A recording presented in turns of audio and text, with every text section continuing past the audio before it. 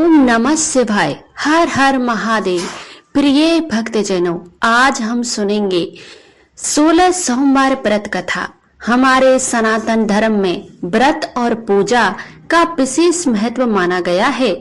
आपने कई बार 16 सोमवार व्रत का नाम सुना होगा, जो कुंवारी लड़कियां अपने विवाह की आशा से भगवान शिव जी के नाम पर रखती हैं। सुहागिन स्त्रियां भी इस व्रत को भगवान शंकर का आशीर्वाद पाने के लिए करती हैं। मान्यता के अनुसार ये व्रत पुरुषों के लिए भाग्य उदय करने वाला और सारे मनोरथ पूर्ण करने वाला है। वहीं ये व्रत महिलाओं को मनचाहा व्रत और सौभाग्य प्रदान करता है। इसके अलावा 16 सोमवार व्रत करने से रोग शोक दूर होकर जाने अनजाने के लिए गए पापों से मुक्ति मिलती है। जब भी हम व्रत रखते हैं तो व्रत कथा अवश्य सुने, क्योंकि व्रत कथा को सुने बिना हमें हमारे व्रत का पुण्य फल प्राप्त नहीं होता है। प्रेम से बोलिए शिव परिवार की जय हो। पहली कहानी गणेश जी भगवान की। प्रेम से बोलो गणेश गजानन जय हो। कैलाश पर्वत पर शिव जी पार्वती की दिव्य निवास था। शिव जी जो भी सृष्टि के सहारक और योग के प्रतीक हैं, प्राय ध्यान में लीन रहते थे। दूसरी ओर उनकी पत्नी देवी पार्वती हिमालय की पुत्री थी और वह अत्यंत ही शोभा करुणामक तथा प्रेम से परिपूर्ण थी।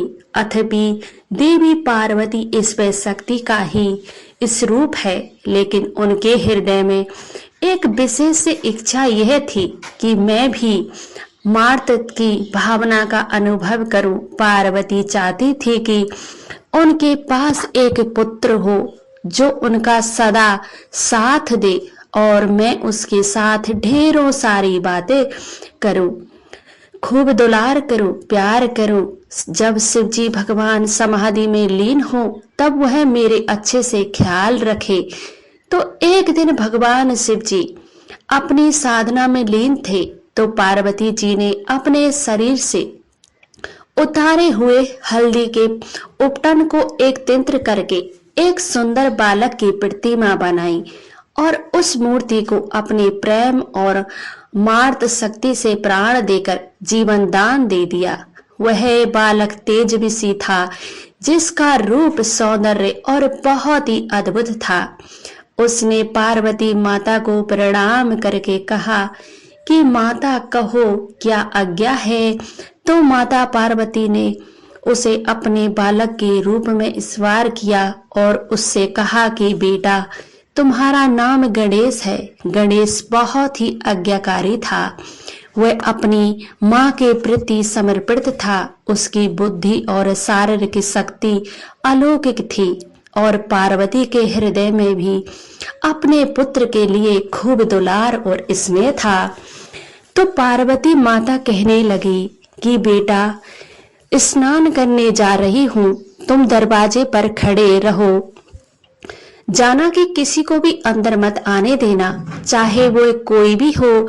तो गणेश जी ने कहा ठीक है माँ, जो आपका आदेश है, कोई भी अंदर नहीं आ पाएगा। तो गणेश जी अपनी माता के आदेश का पालन करते हुए घर के द्वार पर खड़े हो गए। पूरी निष्ठा और भक्ति के साथ वहीं पर खड़े रहे। उसी समय शिव जी भगवान ध्यान समाप्त करके पार्वती से मिलने कैलाश लौटे। जब शिव जी ने अपने घर के द्वार पर एक छोटे से बालक को पहरा देते हुए देखा तो उन्हें बड़ा ही आश्चर्य हुआ कि शिव जी ने उस बालक के पास आकर कहा कि हे बालक, मैं भगवान शिव हूँ, मुझे अंदर जाने दो। गणेश जी तो अपनी माँ के आदेश का पालन कर रहे थे, तो वह तो बिना झिझक के बोले कि मुझे माँ का आदेश है, मैं किसी को भी अंदर नहीं जाने दूंगा, चाहे वो कोई भी हो। आपको भी प्रवेश नहीं करने की अनुमति नहीं है। तो शिव जी ने समझाने का बहुत ही प्रयास किया। मैं तुम्हारा पिता हूँ, पार्वती का पति हूँ, ये मेरा ही घर है, तुम मुझे अंदर जाने दो। लेकिन गणेश जी तो अपनी माँ के आदेश से हटने के लिए तैयार ही नहीं थे। तो उन्होंने पूरी निष्ठा से कहा कि मैं आपको अंदर नहीं जाने दूंगा। तो उसके इस के बर्ताव को देखकर तो भगवान शिव ने अपने सेवकों को आदेश दिया कि भवन के द्वार पर खड़े डटे उस बालक को समझाकर वहां से हटा दो, ताकि मैं अंदर प्रवेश कर सकूं। मुझे बहुत गुस्सा आ रहा है। शिव जी के आदेश का पालन करते हुए भगवान शिव के गणों ने गणेश जी को बहुत समझाया, द्वार से हट जाने की विनती की, परंतु गणेश जी तो नहीं माने। उन्होंने शिव गुणों को पूरी तरह से पीट कर वापस भेज दिया। शिव जी के गण वापस आ गए तो शिव जी ने पूछा कि तुम्हारा ये हाल किसने किया? तो वह बताने की उसका बालक हमें बुरी तरह से मारा है। भगवान शिव सोचने लगे कि छोटा सा बालक है और इतने गणों को मार कर भगा दिया। तो शिव जी को बहुत ही गुस्सा आ गया और उन्होंने अपने त्रिशूल को उठाया और गणेश जी के पास जाकर उनका सर धड़ से अलग कर दिया। गणेश जी का शरीर निर्जीव होकर धरती पर गिर पड़ा। जब पार्वती स्नान करके बाहर आई तो देखा कि उनके प्रिय पुत्र का सिर कट कर चुका है और वह निर्जीव है पड़ा है। तो उनका हृदय दुख से फट पड़ा। उनका मात्र हृदय यह दृश्य सहन नहीं कर सका और वे जोर जोर से विलाप करने लगी। समस्त सृष्टि उनकी पीड़ा से थरथराने लगी। उनका दुख जल्द ही प्रचंड क्रोध में बदल गया। देवी पार्वती ने अपनी दिव्य शक्तियों को जागृत कर लिया। उनकी क्रोधथम दृष्टि से संपूर्ण ब्रह्मांड में तबाही मचने लगी। प्रकृति का संतुलन बिगड़ने गया और समस्त देवता गण भयभीत हो गए। देवी पार्वती घोषणा की, अगर गणेश को पुनर्जीवित नहीं किया तो मैं सारी सृष्टि का विनाश कर दूंगी। तो सारे देवता मिलकर शिव जी के पास गए, विनती करने लगे कि पार्वती का क्रोध किसी तरह से शांत करो, गणेश जी को पुनर्जीवन दान दो, वरना आज तो अनर्थ हो जाएगा। शिव जी को भी अपने किए पर पछतावा रहा था। वह पार्वती के पास जाकर बोला कि पार्वती, मैंने अज्ञानतावश यह गलती कर दी है और अब मैं तुम्हारे पुत्र को पुण्य जीवन दान देने का वचन देता हूँ। यह कहकर शिव जी ने अपने गुणों को आदेश दिया कि तुम पृथ्वी पर जाकर देखोगे कोई ऐसा बच्चा जिसकी तरफ उसकी माँ पीठ करके सोई हो, तो उस बच्चे का सर लेके आना, उसी से गणेश वापस जिंदा हो सकता है। तो शिव जी के गण आदेश पाकर पृथ्वी लोक में चले गए। हर जगह देखा कोई भी माँ अपने बच्चे की तरफ पीठ करके नहीं सोई थी। तो वह निराश होकर वापस चल पड़े। तो रास्ते में एक घने वन में देखा कि एक हथनी अपने बच्चे की तरफ पीठ करके लेटी थी। उस बच्चे का सर काटकर शिव जी के पास ले गई और भगवान शिव उस हाथी के बच्चे के सिर को गणेश के शरीर से जोड़ दिया और फिर अपनी दिव्य शक्तियों से उसे जीवन दान दिया। गणेश जी पुण्य जीवित हो गए, लेकिन अब उनका सिर हाथी का था। पार्वती अपने पुत्र को फिर से जीवित देखकर बहुत ही खुश हुई, परंतु उनके नए रूप को देखकर उसको संकोच भी हुआ कि वो शिव जी से कहने लगी, स्वामी, आपने ये क्या किया? अब मेरे बच्चे को देखकर सारे लोग मजाक बनाएंगे कि देखो हाथी सर लगा है। तो पार्वती बात सुनकर शिव जी बोले कि देवी पार्वती, यह केवल तुम्हारा पुत्र नहीं है, ये मेरा भी पुत्र है। मैं गणेश की अदम्य भक्ति और निष्ठा को पहचान गया हूँ। मेरा आशीर्वाद है कि मेरा पुत्र सारे जगत के लिए पूजनीय होगा। हर शुभ कार्य में इसकी सबसे पहले पूजा की जाएगी। कोई भी शुभ कार्य गणेश को याद किए बिना शुरू नहीं होगा। यह सब दिव्यनों को हराने वाला, सब बंधुआओं को दूर कराने वाला होगा। सारे देवता भी इसकी पूजा करेंगे। हर शुभ कार्य में गणेश का नाम सबसे पहले लिया जाएगा। इस प्रकार गणेश जी को गणों का अधिपति गणपति के रूप में सम्मानित किया गया है।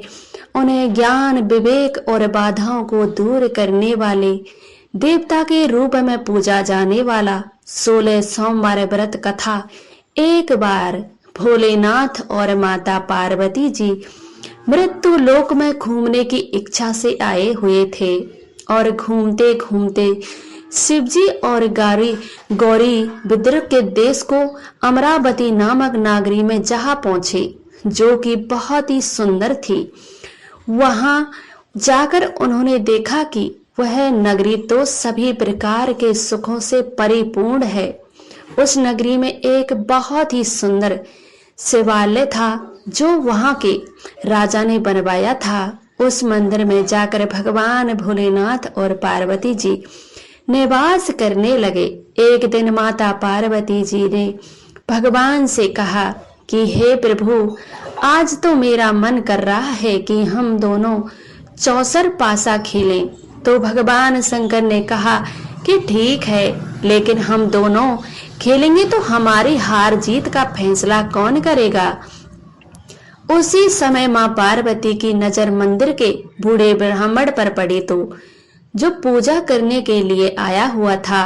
तो माता ने ब्राह्मण को देखकर कहा कि पुजारी जी, हम दोनों चौसर पासा खेल रहे हैं, आप हमारे हार जीत का फैसला कर देना।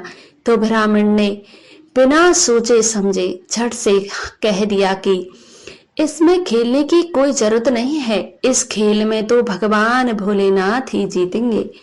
तो माता पार्वती जी मन ही मन गुस्सा आया। फिर शिवजी और माता पार्वती जी को दोनों चौसर पासा खेलने लगे। कुछ समय बाद दोनों की बाजी समाप्त हुई और माता पार्वती जीत गई। माता पार्वती की को ब्राह्मण के झूठ बोलने पर बड़ा ही क्रोध आया और उन्होंने कहा कि हे ब्राह्मण, तू ब्रह्मा होकर झूठ बोलता है। मैं तुझे श्राप देती हूँ कि तुझे इस समय कूड़ हो जाए। तो माता पार्वती इस तरह के श्राप को सुनकर शिवजी भी बड़े हैरान हुए और वहां माता पार्वती को समझाने लगे कि पार्वती जी, ऐसा कहना ठीक नहीं है। एक ब्राह्मण को अपने इस तरह से श्राप दिया, लेकिन पार्वती जी ने शिव जी की एक भी बात नहीं सुनी और वहां से चलने लगी। भगवान शिव जी भी मां पार्वती के साथ चले गए। कोढ़ से पीड़ित हुआ वह ब्राह्मण नाना प्रकार के कष्टों को भोगने लगा। धीरे धीरे करके उसके सारे शरीर में कोढ़ फैल गया। ऐसे में वह बहुत ही परेशान और दुखी रहने लगा। इसी तरह कई महीने बीत गए।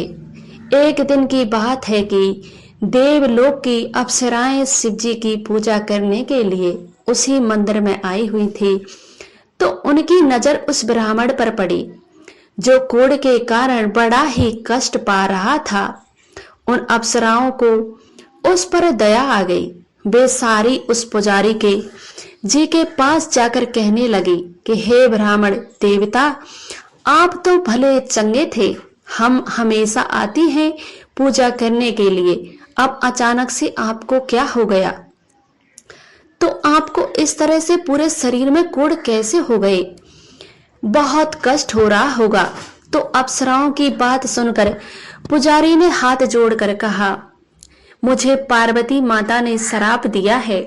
यह कहते हुए उसने सारी घटना अप्सराओं को बता दी। वह सुनकर कहने लगी कि हे ब्राह्मण देव, तुम दुखी मत हो, भगवान भोलेनाथ ही आपके सारे कष्टों को दूर करेंगे, लेकिन तुम्हें 16 सोमवार व्रत पूरे विधि विधान और भक्ति भाव से करने होंगे और 17वां सोमवार के दिन पाव सिर पवित्र गेहूं के आटे की रोटी बनाना, उसके बाद घी और गुड़ मिलाकर चूरमा बनाकर भोलेनाथ बाबा को प्रसाद चढ़ाना। बाकी के प्रसाद को मंदिर में उपस्थित भक्तों में बांट देना।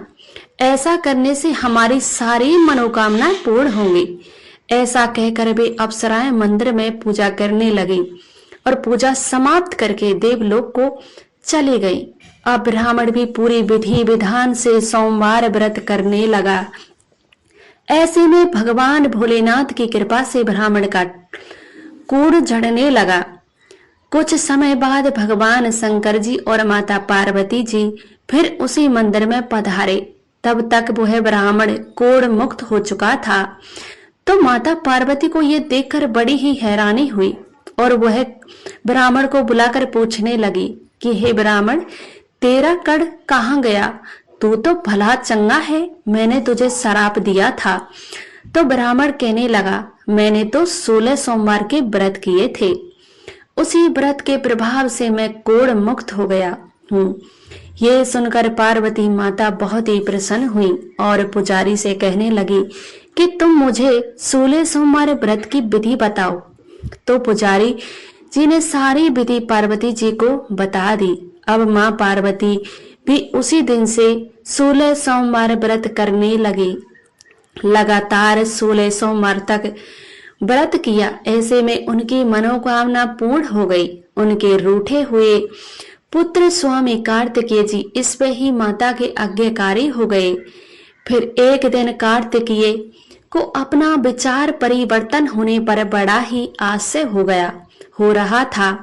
तो अपनी माता के पास आए और कहने लगे कि माँ, आपने ऐसा कौन सा उपाय किया जिसकी वजह से मेरा मन आपकी ओर आकर्षित हो गया है? मैं तो आपसे नजारा था। तब माता पार्वती ने उस सोमवार की कथा सुनाई। तब कार्तिकेय कहने लगा कि माँ, मैं भी इस व्रत को करूंगा। एक दिन मेरा प्रिय मित्र है ब्राह्मण, वह अपनी गरीबी के चलते बहुत ही दुखी रहता था और धन कमाने की इच्छा से बड़ी मुश्किल से परदेश गया। लेकिन मेरी उससे मिलने की बड़ी ही इच्छा हो रही है। अंत हे माता, आप मुझे 16 सोमवार व्रत की सारी विधि बतलाइए। मैं भी इस व्रत को करना चाहता हूँ। तो फिर माँ पार्वती जी से व्रत की विधि जानकर कार्तिकेय भगवान ने भी 16 सोमवार व्रत किए तो उनकी इच्छा पूर्ण हो गई और उनका परदेश गया हुआ प्रिय मित्र वापस आ गया। वह आकर कार्तिकेय से मिला और पूछने लगा कि मेरी बुद्धि एकदम से बदल गई। मेरे मन में आया कि मैं वापस लौट चलूं। तो कार्तिकेय कहने लगा कि ये सब तो मेरी वजह से हुआ है। मेरा तुमसे मिलने को बड़ा ही मन हो रहा था। मैंने तुमसे मिलने की इच्छा से 16 सोमवार के व्रत किए थे। तो अब ब्राह्मण मित्र सोचने लगा कि 16 सोमवार के व्रत करने से इच्छा पूरी होती है, तो मेरा अभी तक विवाह नहीं हुआ है। तो अगर मैं भी 16 सोमवार व्रत पूरे विधि विधान से करूं तो मेरा विवाह भी हो जाएगा। तो वह कार्तिकेय से व्रत की विधि पूछकर पूरे प्रेम भाव से 16 सोमवार के व्रत रखने लगा। मन में पूरी आस्था रखता था। तो एक दिन वह किसी काम से दूसरे राज्य में को जा रहा था। तो वहां के राजा ने अपनी पुत्री का सबर रखा था। उस राजा की यह शर्त थी कि ये हथनी जिस किसी के गले में यह माला डालेगी उसी के साथ मेरी बेटी का विवाह कर दूंगा। तो भगवान शिव जी की कृपा से उस ब्राह्मण के मन में भी उस सबर को देखने की इच्छा हुई और वह भी वहां जाकर एक और बैठ गया। उसी समय हथनी हवा आई और वहां माला लेकर इधर उधर घूमने लगी और फिर उस ब्राह्मण पुत्र के गले में वहां माला डाल दी। तो राजा यह देखकर बहुत ही खुश हुआ और अपनी प्रतीक्षा के अनुसार बड़ी धूमधाम के साथ अपनी पुत्री का विवाह उस ब्राह्मण पुत्र के साथ कर दिया और खूब सारा धन देकर सम्मान पूर्वक उसको संतुष्ट किया। अब वे दोनों सुख पूर्वक रहने लगे। ऐसे ही समय बीतता गया। एक दिन राजकुमारी अपने पति से पूछने लगी, हे प्राणनाथ, आपने ऐसा कौन सा पुण्य किया है जो इतनी हल्दी सभी राजकुमारों को छोड़कर आपके गले में जयमाला डाल दी। तब वह ब्राह्मण कहने लगा कि हे प्राणी प्रिय, मैंने अपने प्रिय कार्तिकेय के कहने के अनुसार 16 सोमवार व्रत किया था। उसी व्रत के प्रभाव से मुझे तुम जैसी रूपवान पत्नी मिली है। तो इस व्रत की महिमा सुनकर राजकन्या को बहुत ही बड़ा आश्चर्य हुआ और वह भी पुत्र की कामना के लिए 16 सोमवार व्रत करने लगी। भगवान भोलेनाथ से पुत्र की कामना की प्रतीक्षा करके विधि विधान से व्रत शुरू कर दिया। शिव जी के आशीर्वाद से कुछ समय के बाद उसने बहुत ही सुंदर पुत्र को जन्म दिया। वह बालक बहुत ही धर्मात्मा और विद्वान था। इतना तेजस्वी पुत्र पाकर ब्राह्मण और उसकी पत्नी दोनों बहुत ही खुश हुई। उसका ललापन भली भांति करने लगे। जब वह लड़का बड़ा हुआ तो अपनी माता से पूछने लगा कि हे माँ, आपने ऐसा कौन सा पुण्य किया है जो आपको मेरे जैसा पुत्र की प्राप्ति हुई है। पुत्र की बात सुनकर उसकी माँ ने कहा कि बेटा, मैंने तो 16 सोमवार व्रत किए थे। इस तरह कहते हुए व्रत के नियमों के बारे में मैं अपने पुत्र को बताने लगी। तो उस लड़के ने इस व्रत को सब तरह से मनोरथ पूर्ण करने वाला जानकर उसके मन में भी राज्य अधिकार पाने की इच्छा हुई। वह लड़का भी उसी दिन से भगवान शिव जी को प्रसन्न करने के लिए 16 सोमवार के व्रत पूरे नियम से करने लगा। एक दिन दूसरे देश के राजा के दूत आए और उस ब्राह्मण के पुत्र के लिए उसके माता पिता से कहा कि हमारी राजा ने अपनी बेटी के लिए आपके पुत्र को चुना है। यह कहकर उसे अपने साथ ले गए, क्योंकि उस राजा ने उस ब्राह्मण पुत्र की बुद्धिमत्ता के बारे में बहुत ही सुना रखा था। तो वे उससे मिलकर बहुत ही प्रसन्न हुए और कहने लगे कि बेटा, मैं तुम्हारे साथ अपनी कन्या का विवाह करना चाहता हूँ। तो यह सुनकर ब्राह्मण पुत्र बहुत ही खुश हुआ। अब राजा ने पूरे धूमधाम से राजकुमारी का विवाह उसके साथ कर दिया। फिर दोनों सुख पूर्वक रहने लगे। धीरे धीरे राजा वृद्ध हो गया। अब उसके लिए काम काज संभालना बहुत ही मुश्किल हो गया था। तो उसने एक दिन अपने दामाद को बुलाकर कहा कि हे बेटा, मेरा राज्य तिलक करना चाहता हूँ।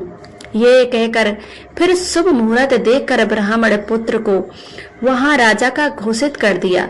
इस तरह वह ब्राह्मण पुत्र वहां राजा बनकर रहने लगा और अपना व्रत भी नियम पूर्व से करता रहा। व्रत कभी नहीं छोड़ता था।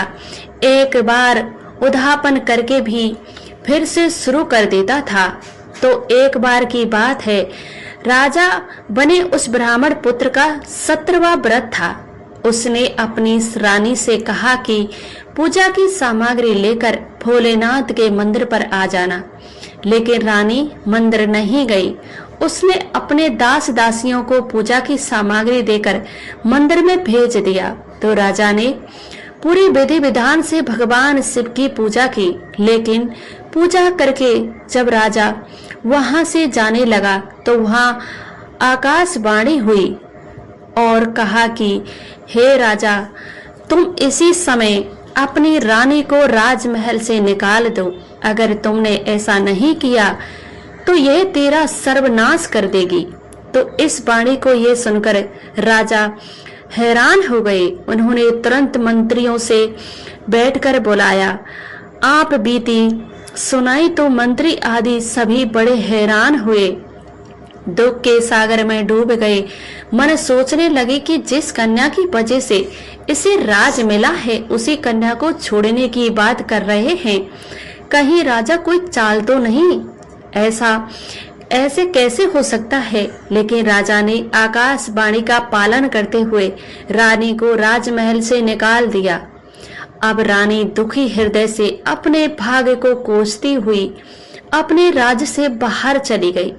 बिना चप्पलों के और फटे वस्त्र पहने भूखी प्यासी धीरे धीरे चलकर एक नगर में जा पहुंची। उस नगर में एक बुढ़िया रोजाना सूत काटकर बेचने जाया करती थी। तो जैसे ही उस बुढ़िया ने रानी को देखा तो कहने लगी कि बेटी, तेरी ऐसी हालात कैसे हो गई? तो रानी ने अपनी सारी आप बीती उस बुढ़िया को सुनाई। तो उस बुढ़िया ने बहुत ही दया आई और कहने लगी, बेटिया तू मेरे साथ चल, सूत बिकवा दे। मैं वृद्धा हूँ, भाव नहीं जानती हूँ और ना ही बाहर लेकर चल सकती हूँ। ये कहकर बुढ़िया सूत जी की गठरी रानी के सर पर रख दी। तभी अचानक से प्रकोप हुआ और जोर से आंधी चलने लगी। बुढ़िया काता हुआ सारा सूत हवा में उड़ गया। अब बुढ़िया बेचारी बहुत ही दुखी हुई और सोचने लगी कि यह तो है ही अपघात, और तभी तो इसे राजा ने निकाल दिया है। तो वह कहने लगी कि तू रानी है तो अच्छी बात है, मुझसे दूर रहना, मैं तुम्हें कोई सहारा नहीं देने वाली। तो ये सुनकर रानी बहुत ही दुखी हुई और वहां से चल पड़ी। अब रानी चलते चलते एक तेली के घर गई और कहने लगी कि भैया मुझे कोई काम पर रख लो। तो उसके घर में प्रवेश करते ही तेली के सारे तेल मटके शिवजी के प्रकोप से चटक गए। ऐसी दशा देखकर तेली ने उस रानी को अपने घर से निकाल दिया। तो इस प्रकार रानी अत्यंत ही दुख पाती हुई एक नदी के तट पर पहुंची। भूख प्यास से बहुत बेहाल सोचने लगी कि चलो यहाँ पर पानी पीकर प्यास बुझा लेती हूँ।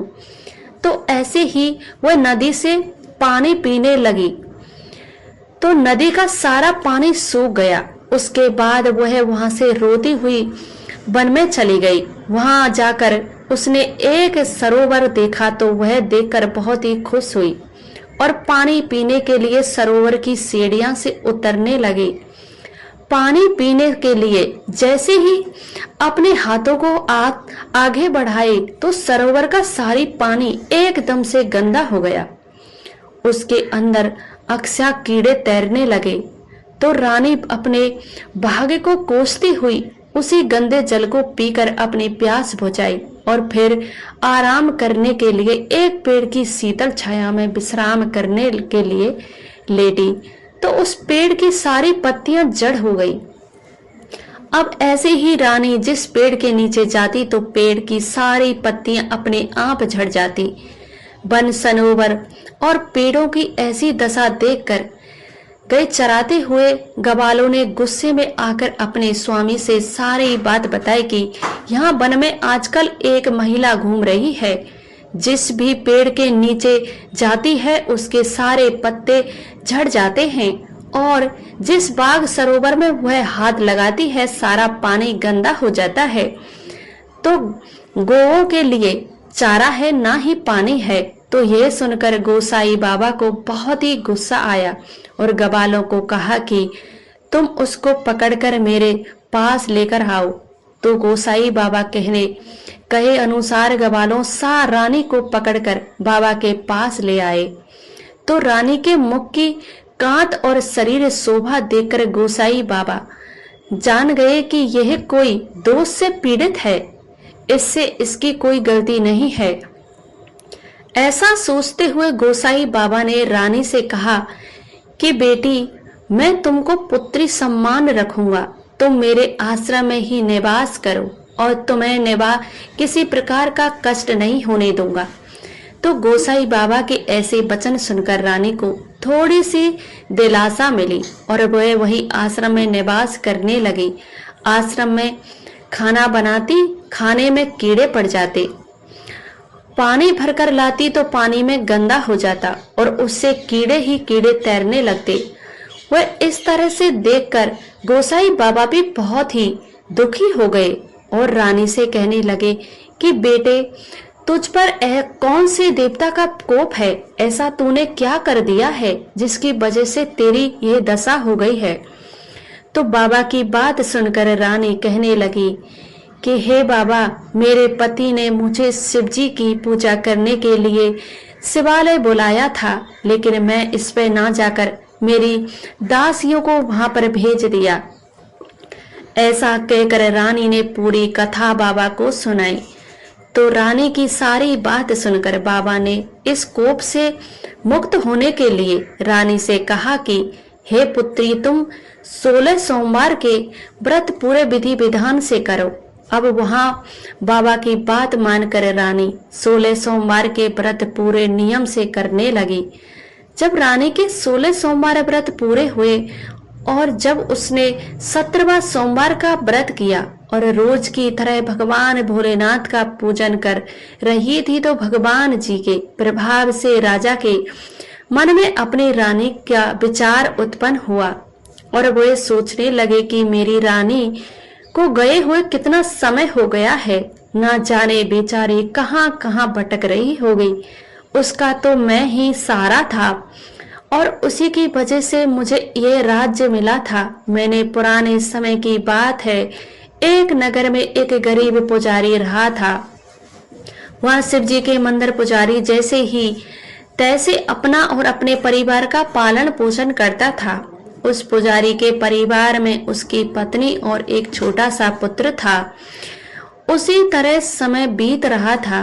पुजारी पुत्र जब 5 वर्ष का हुआ तो पुजारी अकाल मृत्यु को प्राप्त हो गया। अपने पति की मृत्यु के बाद उसकी पत्नी बहुत ही दुखी हुई। कई महीनों तक यूं ही विलाप करती हुई रही। उस बेचारी से काम काज कुछ होता नहीं था, तो वह अपना और अपने बच्चे का पेट पालने के लिए आसपास के गांव में भिक्षा मांगने के लिए जाती थी। तो अपने पुत्र को साथ ले जाती, दिन भर भिक्षा मांगती और शाम होते होते अपने घर वापस जाती। तो इसी तरह उस दुखिया पुजारिन के दिन कट रहे थे। एक दिन की बात है, वह भिक्षा मांग कर आ रही थी।